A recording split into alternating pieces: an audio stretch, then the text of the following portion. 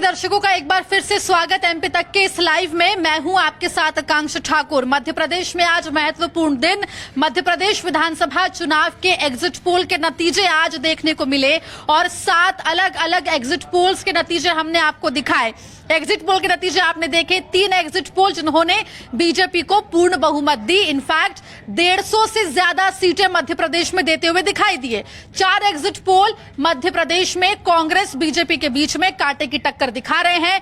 लेकिन मसला ये सवाल सबसे बड़ा ये उठ रहा है कि एग्जिट पोल जो 3 एग्जिट पोल की चर्चा बिल्कुल हो रही है, लेकिन जो 4 एग्जिट पोल हैं जो लगातार कांग्रेस को टक्कर में बता रहे हैं, उनका रिफ्लेक्शन कितना देखने को मिलेगा। विधानसभा चुनाव के नतीजे जब 3 दिसंबर को आएंगे। ऋषि मेरे सहयोगी मेरे साथ जुड़े हैं, इस पर हम चर्चा करेंगे। आप लोगों की भी क्या राय है एग्जिट पोल को लेकर, कमेंट सेक्शन में जरूर बताएं। उन कमेंट्स को भी मैं लूंगी। और ऋषि देखिए, एग्जिट पोल के नतीजे आ जाए, 7 कुल एग्जिट पोल के नतीजे, 3 बीजेपी को पूर्ण बहुमत क्लीन स्वीप दिखा रहे हैं। जो आंकड़ा माना जा रहा था कि कांग्रेस का होगा, वैसा कुछ बीजेपी का देखने को मिला। लेकिन उसके बाद भी कांग्रेस की उम्मीदें नहीं टूटी, क्योंकि 4 ऐसे एग्जिट पोल है जो कांटे की टक्कर दोनों के बीच में बता रहे हैं। कांग्रेस को कुछ सर्वे जो है मेरे ख्याल से वो उसके पार दिखा रहे हैं, बहुमत के पार भी दिखा रहे हैं उनके मैक्सिमम लेंथ को अगर हम देखें तो एक तरीके से होप दोनों तरफ के लिए है। लेकिन जो भी दर्शक हैं, जो भी वो चाहत है जिनके दिल में कि कांग्रेस की सरकार आए, बीजेपी की सरकार आए, तो मैं कहूँगा कि देखिए ऐसा है कि चुनाव बहुत ओपन एंडेड है। अगर एग्जिट पोल में इतना आपको वेरिएंट्स दिखाई दे रहा है कि कहीं बीजेपी की सरकार है, कहीं कांग्रेस की सरकार है, तो फिर ये चुनाव जो है वो वाकई में फंसा हुआ चुनाव है, जो सबको लग रहा था। और हर मतदाता के एक अलग अलग ओपिनियन है।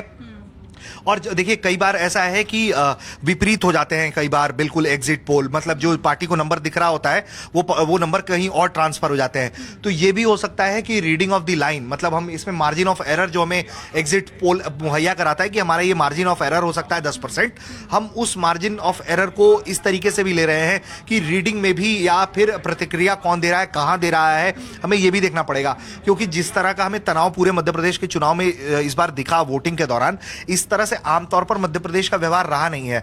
आमतौर पर ऐसे चुनाव में जिस तरीके से ये कांटे की टक्कर है, कुछ इसी तरीके का चुनाव हमें लड़ाई झगड़े वाला दिखा राजस्थान में भी। तो वहां देखिए, वहां बिल्कुल नेक टू नेक फाइट है, कोई भी लैंडस्लाइडिंग विक्ट्री नहीं है। कुछ सर्वे में यकीनन बीजेपी को स्पष्ट बहुमत है बहुत ज्यादा, लेकिन कुछ सर्वे साफ तौर पर कांग्रेस को भी बहुमत दे रहे हैं। तो चुनाव बहुत अभी ओपन एंडेड है, 3 तारीख को पता चलेगा। लेकिन एग्जिट पोल के नतीजे जो है वो यकीनन बीजेपी के खेमे में खुशी की खबर है। कांग्रेस उम्मीद रख सकती है, उम्मीद अभी छोड़ नहीं सकती है। और लेकिन बॉडी लैंग्वेज देखा जाए तो कहीं से भी कोई नेता खुश नहीं है, क्योंकि मध्य प्रदेश में लेकर 150 सीटें जो आकलन हो रहा है, तो अब मसला इसके बाद आगे का ये भी सवाल होना चाहिए, तो शिवराज पक्के हैं या नहीं है। क्योंकि मध्य प्रदेश की जनता अगर 150 सीटें दे रही है अगर बीजेपी को, तो यकीनन कहीं ना कहीं उसमें शिवराज सिंह चौहान को अपना बतौर नेता मानते हुए दे रही है। क्योंकि लगातार उनकी स्कीम्स की तारीफ जो है वो प्रधानमंत्री मोदी को भी करनी पड़ी और ये आखिरकार करनी पड़ी। तो कहीं ना कहीं शिवराज का सहारा लिया, महिलाओं का समर्थन है। तो सवाल यह है कि एग्जिट पोल के जो आंकड़े हैं उसके बाद अब आगे क्या है। तो आगे में तो चुनाव ओपन एंडेड है, पहला। दूसरा ये कि क्या मध्य प्रदेश कोई नया मुख्यमंत्री देखने को तैयार है।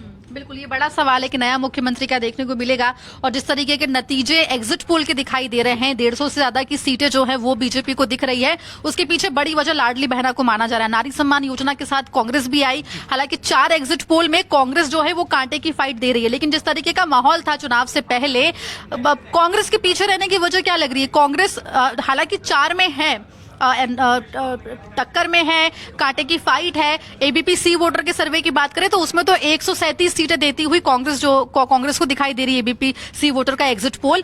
लेकिन जिस तरीके का लैंडस्लाइड कांग्रेस की तरफ होना था वो नहीं हो पाया।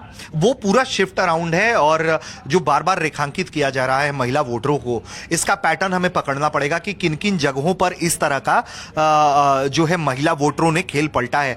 हमें तेलंगाना में बेशक इस वक्त जो है कांग्रेस को एज दिखाई दे रहा है, कांग्रेस की सरकार दिखाई दे रही है। लेकिन ठीक 5 साल पहले केसीआर एक बार जीत चुके थे, दोबारा जब वो आ रहे थे तो आमतौर पर वो जो सेक्ट है वो 10 साल में वहां सरकारें बदलती हैं, तो 10 साल हो भी गए हैं उनको। लेकिन पिछली बार तमाम कोशिशों के बावजूद भी उनको जो फायदा हुआ वो भी इसी तरीके की स्कीम्स, जो बहुत वेलफेयर स्कीम्स हैं, कुछ पैसे जो आपके सीधे खाते में आते हैं। आपको ये भी देखना पड़ेगा कि मेजॉरिटी ऑफ जो हाउस होल्ड्स हैं, महिला वोट आपको क्यों मिल रहा है? महिला वोट इसलिए भी मिल रहा है कि मेजॉरिटी ऑफ हाउस होल्ड्स जो है वो पुरुषों के द्वारा, पुरुष प्रधान है और पुरुषों के द्वारा कंट्रोल किया जा रहा है। ऐसे में पाई पाई के लिए भी जो महिलाएं, घरेलू महिलाएं जो गृहिणी है, घर गृहिणी है, घर के कामकाज में लगी रहती हैं, उनके खाते में अगर ये 1200 अमाउंट आ रहा है, और सबको मालूम है, वो जैसा कह रहे हैं कि इसे मैं 3000 तक पहुंचाऊंगा एक एक करके, तो वो जो उम्मीद आपको, पहले आपको 3 बार 4 बार आपको पैसे मिल चुके हैं, 5-6 महीनों से आपको वो पैसे आ रहे हैं, तो बिल्कुल वो पैसा वो है जो आप छू रहे हैं। और कांग्रेस का वो पैसा था जो आभासी पैसा था कि वो आएगा और हाथ में होने में फर्क है। और यही कारण है कि जो वोटिंग पैटर्न हम देख पा रहे हैं कि महिलाएं जो हैं जा रही हैं शिवराज सिंह चौहान के तरफ। इस सर्वे में भी अगर हम बात कर ले, तमाम सर्वेज में, तो वही एक बड़ा फैक्टर है कि जिस तरह का जो पुशबैक शिवराज को महिलाओं से मिला है, वो एक बड़ा मार्जिन तय कर रहा है और उन इलाकों में भी उन्हें बड़ा लाभ होता हुआ दिखाई दे रहा है। जो माना जा रहा था कि इन इलाकों में कांग्रेस अच्छा करेगी, मतलब हम बात कर रहे हैं ग्वालियर और चंबल वाले इलाके की, बहुत शॉकिंग और सरप्राइजिंग है। तो हमें इसका बात को भी अंडरलाइन करना पड़ेगा। अगर हमने अपने पूरी रिपोर्टिंग के दौरान ये बात कही है कि सिंधिया की साख दांव पर है, तो अगर अब इन इलाकों में वो सीटें आ रही हैं, तो नो डाउट उसका क्रेडिट जो है वो सिंधिया को मिलना चाहिए। तो सवाल यह है कि जो हम पहले बात पे हमने छोड़ी थी, जिस सवाल को हमने छोड़ा था कि मुख्यमंत्री कौन, तो सिंधिया बड़ी ईमानदारी से कहते रहे और बीजेपी, दिल्ली बीजेपी कहते कि नहीं नहीं आप ही को संभालना पड़ेगा। तो क्या वो मना कर देंगे दिल्ली बीजेपी को कि केंद्रीय नेतृत्व को कि जी नहीं मैं तो नहीं बनूंगा क्योंकि मैंने चुनाव नहीं लड़ा था? वो यकीनन चुनाव लड़ेंगे। और उन्होंने एक तरीके से अपने आप को पूरा डिस्टेंस रखा था कि जी मैं नहीं हूं, मैं नहीं बनूंगा, रेस में नहीं हूं, अलग रखा। और अब उनके सेक्ट से जो चुनकर आ रहे हैं लोग, भारी बहुमत दिखाई दे रहा है ग्वालियर चंबल में। मतलब एक तरीके से मैं कहूंगा कि पन्ना बीजेपी की तरफ पलटता हुआ दिखाई दे रहा है ग्वालियर चंबल के इलाके में, क्योंकि कांग्रेस बहुत आश्वस्त थी। तो सिंधिया जो है वो एक बड़े दावेदार भी हो सकते हैं इस पूरे नतीजे के बीच में। और अगर हम बात करें, एक और इसमें मसला ये भी उठता है कि कांग्रेस क्यों लैग कर गई। तो एक तो आभासी पैसा का देखिए, आपने बात किया कि किस तरह गारंटीज काफी सारी थी, 100 वादे कांग्रेस के थे और कोई भी योजना जो है वो ऐसी नहीं थी जो लुभावनी ना हो। 500 रुपए में गैस सिलेंडर, 1500 रुपए महिलाओं को। बिजली बिल की समस्या मध्य प्रदेश में सबसे ज्यादा है और बिजली बिल 100 यूनिट जो है वो माफ की बात कही गई, 200 यूनिट पे हाफ की बात कही गई, ये सब चीजें कही गई। तो इसके बावजूद भी कांग्रेस इस तरीके से सिर्फ कांटे की टक्कर में ही रह गई। ये क्या दिखा रहा है? देखिए एक चीज, इन आंकड़ों को की जो रीडिंग अगर हम पकड़े तो हमें यह भी देखना चाहिए कि एक साल पहले कांग्रेस मानकर लोग चल रहे थे कि कांग्रेस फाइट में है और कांग्रेस सरकार बना रही है। 6 महीने आते आते फाइट होना शुरू होता है और उसके बाद क्या खेल होता है? उसके बाद खेल जो है वो पूरी तरीके से पलट जाता है और बीजेपी पूरी तरीके से फाइट में आ जाती है। आप पूरे इस कांग्रेस के जर्नी को देखिए, कांग्रेस के कार्यकर्ता, कांग्रेस के नेता, जो तमाम बड़े नेता थे, उनका बड़बोलापन देखिए, उनका जो बॉडी लैंग्वेज था वो देखिए। वो इतने ओवर कॉन्फिडेंट थे कि वो फाइट नहीं दे रहे हैं ग्राउंड पर। कमलनाथ जो है, आप उनको कितना भी ये कह दीजिए, लेकिन क्या जितनी कोशिश, जितनी मेहनत शिवराज सिंह चौहान ने इस बैटल ग्राउंड में करी, क्या कमलनाथ उसके इर्द गिर्द भी रहे? बोले जी नहीं रहे। वो कितनी भी कोशिश कर ले, अब वो उम्र का फैक्टर हो तो आप छोड़ दीजिए पॉलिटिक्स, आप कांग्रेस को तो डैमेज नहीं कर सकते ना अपने लाभ के लिए। आप पिछली बार भी यही कह रहे थे कि दिग्विजय सिंह वो नेता है जिन्होंने ये साफ तौर पर कांग्रेस से ये बात मांगी थी कि जी महाराज को बाद में मौका दीजिएगा, आखिरी बार इन्होंने बहुत सेवा करी है कांग्रेस की, आप इनकी अच्छी विदाई करिए। तो उस विदाई के जाते जाते आप क्या हो गए? अब आप दोबारा प्रबल मुख्यमंत्री के दावेदार हो गए, आप गियर में आ गए, आप कहने लगे मंचों से क्या कि हम आएंगे तुम्हें देख लेंगे। आप जनता को इस तरह का एरोगेंस पसंद नहीं है, ये बात बहुत अंडरलाइन करनी चाहिए। शिवराज सिंह चौहान आमतौर पर इस तरह के बॉडी लैंग्वेज पर नहीं गए हैं। वो जब भी गए हैं तो वो बतौर मुख्यमंत्री रहे हैं, पावर होल्ड करते रहे हैं, तब वो हमने देखा है। और उसकी भी बहुत आलोचना हुई है, उनके वो जो बॉडी लैंग्वेज होता है शिवराज का कि एएसपी इधर आओ और एसपी को मंच पर बुलाते हैं, आप डीएम को हड़का देते हैं। तो ये एरोगेंस जनता को पसंद नहीं है, क्योंकि इस तरह का एरोगेंस जब बड़ा नेता दिखाता है तो उसका रिफ्लेक्शन हमें कार्यकर्ताओं पर दिखता है। कार्यकर्ता को ही जनता फेस करती है, फर्स्ट हैंड डील नहीं कर रही होती है पब्लिक नेताओं से, कार्यकर्ताओं को। तो उनका जो बॉडी लैंग्वेज है, उनका जो हुड़दंग है, उनके अंदर जो वो एरोगेंस आ जाता है कि अरे हमारा नेता तो कह रहा है कि हमारे हैं तो हम भी चौड़े में घूमेंगे। तो ये सब आपको देखना पड़ेगा। ये सब आप जब ट्रबल शूट नहीं करिएगा तो ये आंकड़े आपको इस तरीके से सीमित हो गए, आप बूथ पर ढीले पड़ गए। आप ये तो सच बात है ना कि कई सारे इलाकों में आपने वॉक ओवर दिया। मैंने हमारे सामने तो दिमनी एक सबसे बड़ा उदाहरण है जहां आपने वॉक ओवर दिया।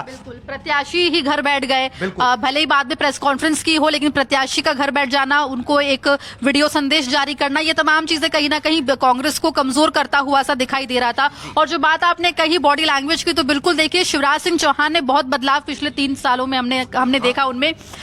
मामा से बुलडोजर मामा बने, वो बुलडोजर मामा से फिर वो लाडले भैया तक का सफर उन्होंने तय करा। अल्टीमेटली वो जो सॉफ्ट शिवराज है उसी अवतार में वापस आए, और शायद उसी अवतार में वापस आने का नतीजा रहा जो आज 150 सीटें कहीं ना कहीं एग्जिट पोल दे रहे हैं, वो भी 3-3 बीजेपी को। हम मतलब, और ये 3-3 एग्जिट पोल है, आप उसको खारिज करना बड़ा मुश्किल है। इनके क्रेडेंशियल्स अच्छे रहे हैं, प्लस 3-3 सर्वे एक तरह के आंकड़ों के पास जाके पहुंच रहे हैं कि 150 सीटें आ सकती हैं। तो ये बहुत कुछ बता रहा है, और डेफिनेटली कांग्रेस जो है वो बुरी तरीके से लैग कर रही थी चुनाव में। मीडिया की रिपोर्टिंग में या अपनी स्ट्रैटेजी या हम पीआर में कह सकते हैं कि कांग्रेस जो है वो इस तरह के कटछटे वीडियो डालकर अपने आप को बता रही थी कि वो बहुत कुछ कर रही है, लेकिन ग्राउंड पर जहां उसके कार्यकर्ताओं को काम करना था, मैं आपको बता रहा हूं कि बीजेपी को इस तरह के एज अगर मिल रहा है तो ये क्यों मिल सकता है। देखिए, पन्ना प्रमुख की बात होती है, लेकिन किसी को अंदाजा नहीं है कि पन्ना प्रमुख काम कैसे करता है। मैंने देखा है कि बीजेपी के महासचिव लेवल के अधिकारी जो है वो खुद फोन करके पन्ना प्रमुख से हालचाल ले रहे होते हैं, और वो कहते हैं कि आपके मोहल्ले में सब ठीक है, आपके घर में सब ठीक है, कोई परेशानी है, कोई क्या लोकल नेता आपको परेशान करता है। आप जब बीजेपी के किसी बड़े नेता के पास जाते हैं तो वो किस तरह से आपसे व्यवहार करते हैं। इस तरह की रोजाना उनको 5 नेताओं को 5 पन्ना प्रमुखों को कॉल करना था, और उसकी रिपोर्ट बनाकर बाकायदा एक्सेल की शीट में या जो भी फॉर्मेट है उनका, उसको बीजेपी के हाईकमान को भेजना था, और बीजेपी अध्यक्ष इसको रिव्यू कर रहे थे कि हमारी रिपोर्ट क्या है, हमने कितने पन्ना प्रमुखों से बात की है। तो बीजेपी तो उस स्ट्रैटेजी पे लड़ रही है जिस पन्ना प्रमुख को बीजेपी का दिल्ली केंद्रीय नेतृत्व का बड़ा आदमी फोन करके ये कहेगा कि आपके घर में कोई ठीक है, कोई परेशानी नहीं है, मेरा नंबर सेव कर लीजिए आप, मैं हूं आपसे संपर्क में। ये उसके लिए बहुत बड़ा तोहफा है। वो जीवन में भले उसको पलट के कभी फोन नहीं करे, लेकिन एक केंद्रीय नेतृत्व के व्यक्ति का, एक बड़े नेता का, दिल्ली के बड़े नेता का, किसी आप समझिए कि किसी वो बहुत बिल्कुल छोटा सा इलाका हो, कोई भी मतलब दिमनी का ही हम इलाका कह लें, और दिमनी के किसी पन्ना प्रमुख को दिल्ली का एक बड़ा नेता फोन करके कहे कि भैया क्या हाल चाल है तुम्हारे, कोई परिवार, तो ये उससे बड़ी उसकी जीत नहीं हो सकती है। वो जी जान से लग जाएगा पूरे चुनाव में कि हाँ अब जो है हमें लग जाना है, हमें जिताना है, क्योंकि हमारा भी कुछ आगे का वो होगा। और देखिए, इस बार के चुनाव में बीजेपी को लेकर कई सारे सवाल उठे। स्ट्रैटेजी बीजेपी ने बदली, चुनावों की तारीखों की घोषणा से पहले ही बीजेपी ने जिस तरीके से अपने लिस्ट की घोषणा कर दी, बड़े बड़े धुरंधर उतार दिए। हर बीजेपी के हर एक स्टेप पर यह कहा गया कि बीजेपी डर गई है। कांग्रेस का यह आरोप लगा, जितने भी पॉलिटिकल एनालिस्ट हैं उनका कहना था कि कहीं ना कहीं बीजेपी कोई चांस नहीं लेना चाहती। बगावत बीजेपी में सबसे ज्यादा खुलकर देखने को मिली। ऐसी बगावत मध्य प्रदेश या बीजेपी के इतिहास में देखने को नहीं मिली थी, और यह माना गया कि यह कहीं ना कहीं बीजेपी के सीटें कम करेगा मध्य प्रदेश में। लेकिन जिस तरीके से ये एग्जिट पोल आए हैं, वो एग्जिट पोल इस बात पे मुहर लगा रहे हैं कि बीजेपी की हर एक स्ट्रैटेजी, चाहे वो 3 महीने पहले से अपने प्रत्याशियों के नामों की घोषणा करना हो, चाहे वो बड़े नेताओं को चुनावी मैदान में उतारना हो, चाहे बागियों पर ध्यान ना देना हो, मनाने की कोशिश ना करना हो, सभी काम किया है। और आप ये भी देखिए कि वो भले ही उस बयान को बहुत वो लो करंट ले लिया गया कि जिसमें हमने कहा कि बड़े ही स्ट्रेटेजिक लेवल पर दिग्विजय और कमलनाथ ने इस बगावत के झगड़े को मैनेज कर लिया है और ये कर लिया है, लेकिन ये नतीजे बता रहे हैं कि कांग्रेस को कितना डैमेज हुआ है। ये जो अखिलेश आपने कहा कि समाजवादी पार्टी ने पूरी शिद्दत से मेहनत की है कि वो आपको मध्य प्रदेश में आकर बर्बाद कर दे, और बहुजन समाजवादी पार्टी पूरे ताकत से लड़ रही थी, उसने पूरी तरीके से फील्डिंग बिछाई। आप समझिए कि आलम ये दिखा मध्य प्रदेश के कई सेक्टर में कि बीएसपी का प्रत्याशी फाइट दे रहा है बीजेपी को, और कांग्रेस का प्रत्याशी दिमनी विधानसभा सीट, सुमावली विधानसभा सीट ऐसी सीटें हैं जहां पर बीएसपी सीधी टक्कर दे रही है, कांग्रेस तीसरे नंबर पर नजर आ रही है। बिल्कुल। और ये शर्मनाक है उन तमाम पॉलिटिकल पार्टी के लोगों के लिए जो लगातार इसको शैडो करते रहे अपनी राजनीति के चक्कर में, कि उन पर कोई सवाल ना हो, दिल्ली से कोई फोन ना जाए उनको कि सब ठीक चल रहा है। अब आप चुनाव हार गए हैं, अब आप फिर खाली बैठ जाइएगा। तो अब आपको अगर यही ठीक है करना है तो आप फिर रोते रहिए। आपको ईवीएम का रोना, फिर आपको रोने का मौका भी नहीं मिलेगा, क्योंकि छत्तीसगढ़ में आपके फेवर में कुछ कुछ दिख रहा है, आपके पक्ष में तेलंगाना में दिख रहा है, आपके पक्ष में राजस्थान में दिख रहा है। तो आप बीजेपी पर बहुत ज्यादा ये भी चढ़कर आरोप नहीं लगा सकते हैं कि बीजेपी ने बड़ा गलत कर दिया यहां पे, क्योंकि बीजेपी जो है वो दूसरे जगह पावर, सेंट्रल की पावर में तो वो तो है ही। आप तेलंगाना में आप अपनी जीत, अब आप ये कहिएगा कि जहां बीजेपी पावर में नहीं थी हमने जीत लिया क्योंकि वहां धांधली नहीं हुई। तो इस तरह के आरोप लगा के आप काम कर सकते हैं, बड़े द्वैम दर्जे के ये सब आरोप होंगे। लेकिन कांग्रेस का आकांक्षा ओवर कॉन्फिडेंस जो है वो ले डूबा है। जो बॉडी लैंग्वेज में कॉन्फिडेंस आना चाहिए था और जनता को जो जोड़ना चाहिए था, वो बीजेपी उसमें कामयाब रही है। और उसके बाद जो है कांग्रेस पूरे तरीके से लैग की है। राहुल गांधी के एग्रेसिव कैंपेन को भुना नहीं पाई है। राहुल गांधी का एग्रेसिव कैंपेन करवाना चाहिए था, या फिर यह मान लिया गया था कि राहुल गांधी का ज्यादा आना एमपी में नुकसान कर सकता है। प्रियंका गांधी ज्यादा दिखी। हाँ बिल्कुल। और तो ये भी एक बड़ा मसला है, क्योंकि कई जैसे कि तेलंगाना हो गया या फिर इधर के इलाके हो गए, आपका हमने देखा कि किस तरीके से राजस्थान में भी भारत जोड़ो यात्रा गुजरी। तो उसको भी लोग अब कह रहे हैं कि जी ये इंपैक्ट है राहुल गांधी का भारत जोड़ो यात्रा का, तो फिर वो एमपी में क्यों नहीं मध्य प्रदेश में क्यों नहीं नजर आया? और मालवांचल की वो सीटें, 12 दिन का सफर राहुल गांधी का, और मालवा में ही कांग्रेस पिछड़ती हुई दिख रही है। और जहां उम्मीद, और देखिए मालवा में बीजेपी ने भी अपनी स्ट्रैटेजी चेंज की, कैलाश विजयवर्गीय को इंदौर 1 से उतार दिया, कई टिकट भी काटे, कैलाश विजयवर्गीय के बेटे का भी टिकट कटा, ये तमाम चीजें हुई। अब जो बात आपने कही कि कांग्रेस जो है वो कहीं ना कहीं अपने कैंपेन, एग्रेसिवली कैंपेन नहीं करा कांग्रेस ने, ये भी हमें देखने को मिला कि अंत आते आते, चुनाव के नजदीक आते आते कांग्रेस घर पर बैठ गई। बीजेपी में जहां शिवराज सिंह चौहान एक दिन में 10 सभाएं कर रहे थे अलग अलग विधानसभा सीटों में, और कई बार एक ही शहर में उनकी 4 से 5 सभाएं हो रही थी, क्योंकि विधानसभा सीटें बहुत है जी। वहीं कमलनाथ और अगर शिवराज सिंह चौहान की सभाओं को अगर हम देखें रेशियो, तो बहुत अंतर है दोनों में। हाँ नहीं, और यही कारण है कि शिवराज जो है वो ऐसा लग रहा था कि भाई उनको कुछ मिलेगा नहीं, लेकिन आप समझिए कि वो घर पर नहीं बैठ गए थे। हाँ। वो बिल्कुल ठंडे नहीं पड़ गए थे। हाँ। उसके बावजूद भी उन्होंने पब्लिक डोमेन में इस तरह के बयान दिए हैं कि मैं चला जाऊंगा तो बड़ा याद आऊंगा, क्या मुझे चुनाव लड़ना चाहिए कि नहीं लड़ना चाहिए। तो ये सब चीजें हैं, वो वापस से उसने ग्रिप करवाया है, एहसास दिलाया है कि मैं जा सकता हूं, कि मैं जा सकता हूं। और शिवराज की छवि, भले ही उन्होंने कोशिश की हो कि वो एग्रेसिव कैंपेनर बन जाएं या एक एग्रेसिव पॉलिटिशियन का रुख अख्तियार कर लें, मोर ओवर शिवराज की वो छवि नहीं है। और शिवराज भी चूंकि आप अपने अगेंस्ट द नेचर बहुत दिन जाके वो खड़े नहीं रह सकते हैं पार्टी के दबाव में, तो वापस में जब उन्होंने टोन डाउन हुआ, उन्होंने अपने फिर से उस स्ट्रैटेजी पर रीथिंक करा कि क्या हमें बुलडोजर वाले मसले पर जाना है, क्योंकि उन्होंने देखा ये बुलडोजर तो चल ही रहा था। हाँ। लेकिन आप समझिए कि वो जो सीधी वाला कांड है, लगता है वहां से बीजेपी को रीथिंक करना पड़ा, क्योंकि उन्होंने मतलब इस बात को अपने आप को यह बताने के लिए कि नहीं सरकार जो है वो ब्राह्मण नहीं दलितों के साथ पुरजोर खड़ी है, वो ये बताने के लिए उन्होंने वहां जिस व्यक्ति पर घर पर बुलडोजर चलाया वो ब्राह्मण व्यक्ति था, उससे क्षेत्र में नाराजगी हुई।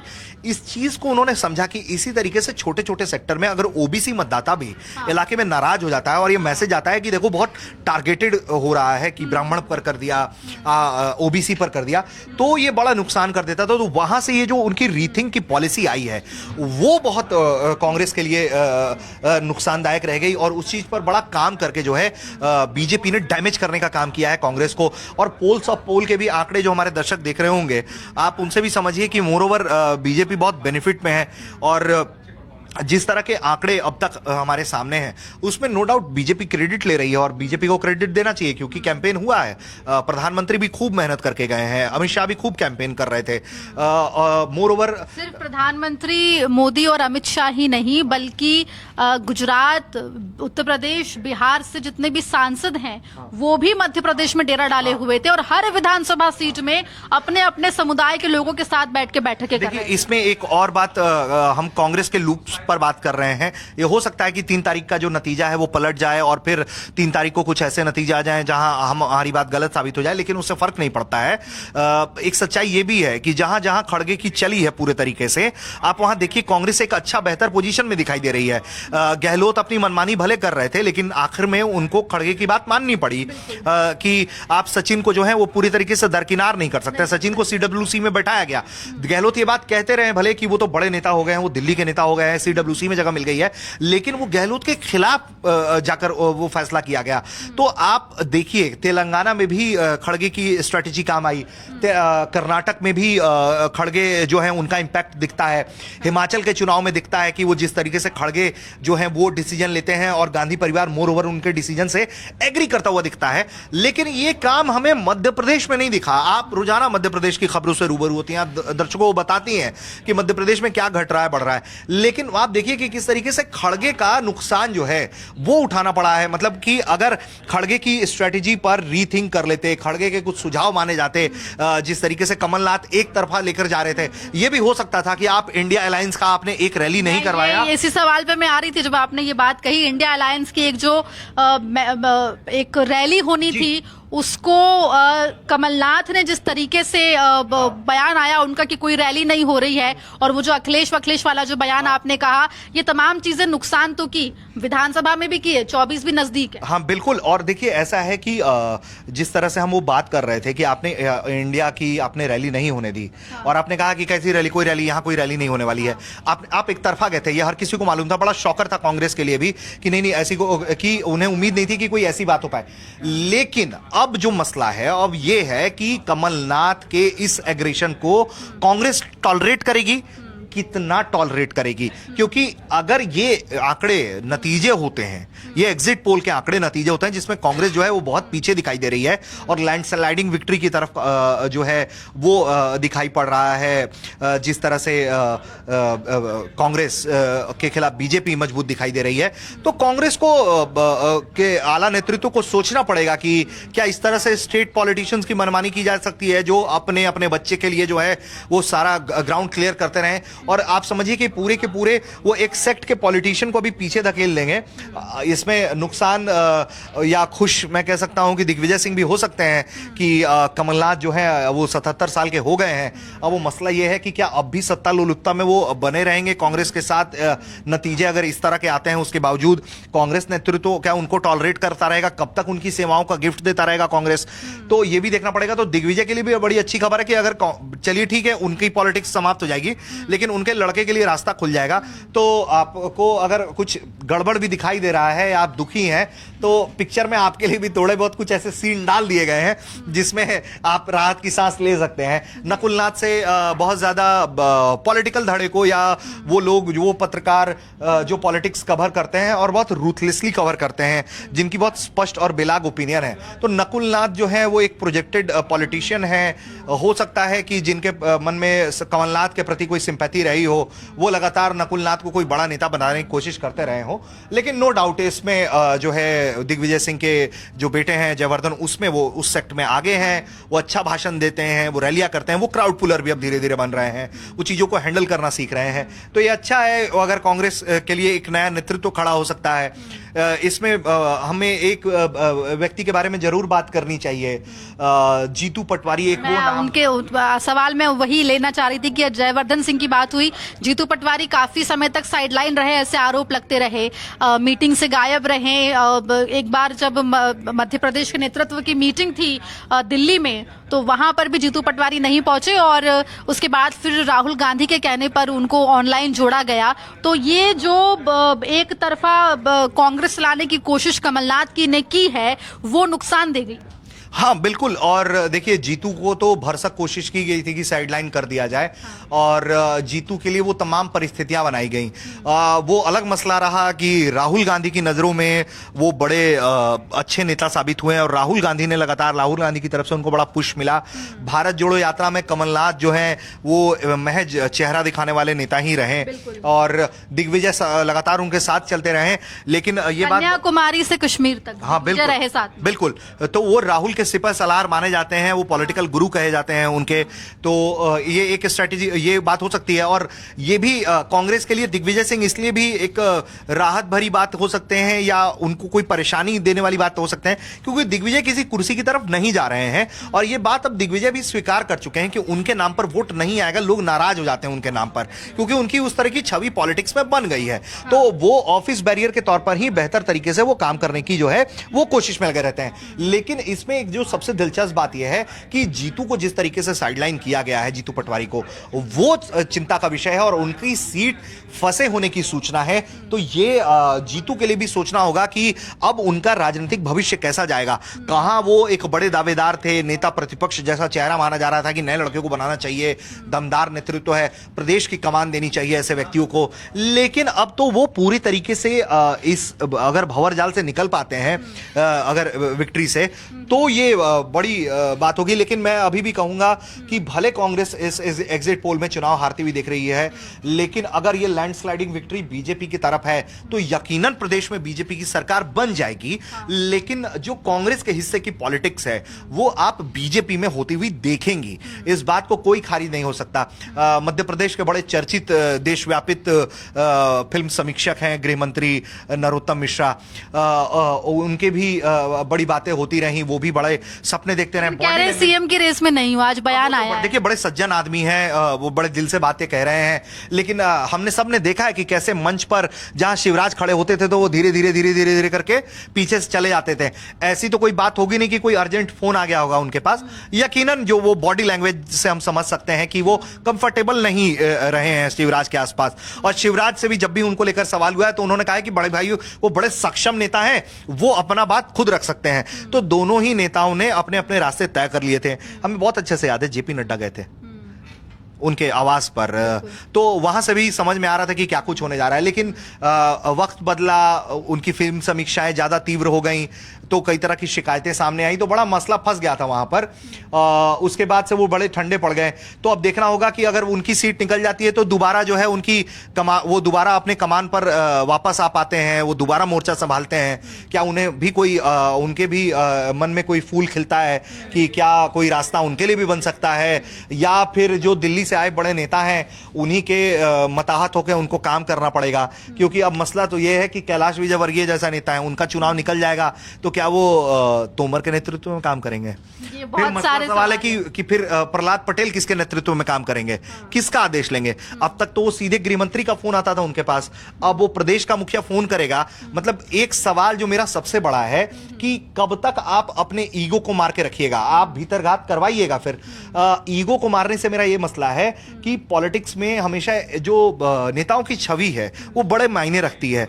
मैं कल तक किसी और को फूल दे रहा था और कल को जो व्यक्ति जिसे मैं फूल दे रहा था वो व्यक्ति अचानक से जो है वो छोटा नेता बन जाएगा और वो उसे मुझे फूल देना पड़े, तो ये बड़े उसके आत्मसम्मान की चिंता के विषय हो जाएगी। क्योंकि राजनीति में जो नेता होते हैं उनका जो पावर हाउस है वो उनके इर्द गिर्द के कार्यकर्ता होते हैं। कि जब कार्यकर्ता आपका छोटा हो जाएगा तो नेताओं को भी वो गेयर नहीं मिल पाएगा पावर का, तो बड़ा नुकसान होगा उसमें। तो इस तरह के भी हमें आंकड़ों को सोचना चाहिए। तो मैं ये कहना चाहूंगा कि मध्य प्रदेश में भले नतीजे जो हो जाएं आकांक्षा, लेकिन पॉलिटिक्स और टसल मध्य प्रदेश में अब ये 5 साल पूरे देखने को मिलेंगे। अगर ये लैंडस्लाइडिंग विक्ट्री बीजेपी के लिए है तो बीजेपी के लिए चैन से बैठने वाली खबर नहीं है, बिल्कुल नहीं है। और कांग्रेस को जिस तरीके से आंकड़े मिल रहे हैं वो बिल्कुल सवाल है बड़ा, क्योंकि 100 का आंकड़ा भी कांग्रेस को नहीं दे रहे हैं। तो ऐसे में देखना होगा कि क्या कुछ मध्य प्रदेश के विधानसभा चुनाव के नतीजे जो है वो दिखेंगे। फिलहाल रजत हमारे साथ जुड़ गए और रजत से समझेंगे। रजत, समाजवादी पार्टी ने कितना नुकसान कांग्रेस का कर दिया और बीएसपी ने भी? देखिए, मैं इसका जवाब दूं उससे पहले मैं भी ऋषिराज जी को सुन रहा था। उन्होंने मुख्यमंत्री के नाम गिनवा दिए कि भाई साहब नरोत्तम मिश्रा बनेंगे, कि जो विजयवर्गीय जी बनेंगे, शिवराज सिंह चौहान का क्या होगा। मैं कह रहा हूँ प्रभु सरकार तो बन जाने दीजिए, 3 तारीख तो आने दीजिए। अभी ऐसा भी बहुत एग्जिट पोल नहीं आया है कि कांग्रेस बिल्कुल ही निराश हो जाए। अभी जब 4 एग्जिट पोल ऐसे हैं जिसमें कांग्रेस जो है 3 में कांग्रेस टक्कर में है, 1 में बहुमत दिख रही है। देखिए क्या है कि आप 3 जो है वो कह रहे हैं कि 160 प्लस 156 150 प्लस मान लेते हैं, और बाकी 4 एक कह रहे हैं टक्कर में है। तो अगर आप इस हिसाब से देखिए ना, तो 4/3 का तो बहुमत बन रहा है ना यहाँ पे कांग्रेस के पक्ष में। तो और दूसरी बात यह है कि जो लगातार रिपोर्ट्स आई जमीन से, हो सकता है कि एग्जिट पोल बहुत सफल हो जाए, और इसका उदाहरण लोग हमेशा चाणक्य का देते हैं। 2014 में जब उन्होंने बीजेपी की सरकार बनाई, कोई भी बनाने को तैयार नहीं था, लेकिन क्या उसके बाद चाणक्य के सर्वे फेल नहीं हुए? क्या बाकी लोगों के सर्वे गलत नहीं हुए? मैं ये नहीं कह रहा कि सर्वे सही होगा या गलत होगा, लेकिन मुझे लगता है कि अभी ये कह देना कि बीजेपी की पूर्ण बहुमत की सरकार बनने जा रही है, मुझे अभी भी लगता है कि ये बहुत जल्दी है। अगर बीजेपी की पूर्ण बहुमत की सरकार बनती है तो उसकी जिम्मेदारी अगर किसी को उठानी होगी मध्य प्रदेश में, तो वो हैं कमलनाथ, जिन्होंने टिकट बांटा। दिग्विजय सिंह ने अपने ईगो को पीछे किया, वो पीछे आए। अब उसके लिए लोग भले कहें कि उन्होंने अपने बेटे के लिए ऐसा किया, उन्होंने जयवर्धन सिंह के लिए ऐसा किया, लेकिन कमलनाथ की जगह पर आप देखेंगे तो दिग्विजय सिंह ने अपने आप को पीछे किया, क्योंकि उनके ऊपर एक टैग है कि वो आते ही बीजेपी उन दौर की चीजें दिखाने लगती है जब उनकी सरकार थी, जब वो मुख्यमंत्री थे। दूसरी बड़ी बात यह है कि शिवराज सिंह, जो कि बीजेपी के पास सबसे बड़े चेहरे के तौर पे थे, और जो एक जननायक, आप कह सकते हैं कि जनता का नेता, जो जनता के लिए अप्रोचेबल हो, उनके लिए अगर आप जाएंगे तो स्कूल का बच्चा भी उनसे मिल सकता है, महिलाएं भी मिल सकती हैं, वो सबके लिए मामा है। तो वो अप्रोचेबल है। कमलनाथ वैसे नहीं रहे हैं पूरे चुनाव में, बल्कि दिग्विजय सिंह आपको नजर आएंगे, वो ज्यादा अप्रोचेबल आपको नजर आते हैं। तो अगर जो 3 सर्वे कह रहे हैं, तो अगर उन 3 सर्वे की बात ठीक होती है तो इसकी जिम्मेदारी कमलनाथ के सर पे जाएगी, और अगर बाकी सर्वे की बात होती है तो उसकी जिम्मेदारी भारतीय जनता पार्टी के चाणक्य के ऊपर जाएगी। जिस तरीके से आपने इतने, बीजेपी का चाणक्य नाम बताने की जरूरत नहीं, जनता समझती है, क्योंकि जनता रोज चाणक्य के नाम पे हजारों कोट भी पढ़ती है, और राजनीतिक चाणक्य कौन है वो लोग समझते हैं, जिन्होंने उत्तर प्रदेश में 80 में से बहुत सारी सीटें निकाल कर दी थी बीजेपी की सरकार में। अगर इतने सारे आप मुख्यमंत्री के पद के दावेदार पैदा करेंगे तो कहीं ना कहीं कंफ्यूजन तो होता है। और मुझे ये पिछले कई चुनाव से नजर आया है कि जनता उसको वोट देती नजर आ रही है चेहरे पर, जहां पर चीजें ठीक हो। जैसे कि 2019 में, मैं आपको उत्तर प्रदेश का उदाहरण देता हूं, मायावती और अखिलेश यादव ने गठबंधन किया, और वो आप समझ सकते हैं कि वो वैसा गठबंधन है जो कागज के आंकड़े पर बहुत बड़ा गठबंधन है, जिसमें दलित है, जिसमें यादव है, जिसमें मुस्लिम है, जिसमें ओबीसी है। तो बीजेपी तो एकदम कॉर्नर पे हो जाती है, लेकिन उसके बाद भी बीजेपी 64 सीटें जीतने में गठबंधन के साथ सफल होती है। उसका बड़ी वजह क्या है? उसकी बड़ी वजह है कोई चेहरा नहीं है। अगर आप जिस तरीके से राजस्थान में आपने चेहरों को लेकर घालमेल किया, आपने मध्य प्रदेश में चेहरों को लेकर घालमेल किया, मेरा आकलन अभी भी ये कहता है कि शायद ये अभी भी बीजेपी के लिए बैकफायर कर सकता है, क्योंकि जनता ये देखना चाहती है कि कोई एक ऐसा आदमी हो जिसके नाम पर वोट दिया जाए। जो चीज, जैसे राजस्थान के आप सर्वेस देखेंगे, उसमें जो चीजें नजर आ रही हैं वो गहलोत की वजह से, क्योंकि वहां पर सचिन पायलट को लेकर भले ही उनको सम्मान दिया गया, लेकिन चेहरा गहलोत थे कांग्रेस के लिए, और लोग ये समझ रहे थे कि गहलोत इस सरकार को मैनेज करेंगे। बीजेपी में वहां भी बहुत सारे लोग खड़े थे, यानी कि आप दिया कुमारी का नाम ले लीजिए, या बीजेपी नहीं, राजस्थान में बीजेपी किसी चेहरे पे नहीं गई है, और यही बीजेपी के लिए बड़ा संकट हो गया, क्योंकि सिंधिया जो है वहां पर, वसुंधरा राजे सिंधिया जो हैं, वो उनको नाराजगी, भाई उनको मंच से आपको मनाना पड़ रहा है, और शिवराज सिंह चौहान को यह कहना पड़ रहा है कि मैं चुनाव लड़ूं कि नहीं लड़ूं, और उसके आप उस बयान के बाद आप उस व्यक्ति को टिकट दे रहे हैं जिसको पूरी जनता बामा के नाम पर जानती है। मैं ये कह रहा हूं कैलाश विजयवर्गीय बहुत अच्छे संगठन के आदमी हैं, लेकिन क्या उनके नाम पर पूरे मध्य प्रदेश में बीजेपी वोट मांग सकती है? क्या किसी ने जन यात्रा निकाली है? क्या किसी ने रथ निकाल के 8 बार मध्य प्रदेश को नापा है? नहीं नापा है, वो शिवराज सिंह नापा है। अगर आपकी सरकार बचती है मध्य प्रदेश में तो उसका सेहरा शिवराज सिंह चौहान को जाएगा। इसमें बिल्कुल मैं वही बात कह रहा हूं कि मुख्यमंत्री का जो भाव भंगिमा है, जो चेहरा है, या तो वो बहुत थकान में है, या उन्हें इस बात का कॉन्फिडेंस नहीं है कि 150 सीटों के बाद भी मैं बन रहा हूं मुख्यमंत्री।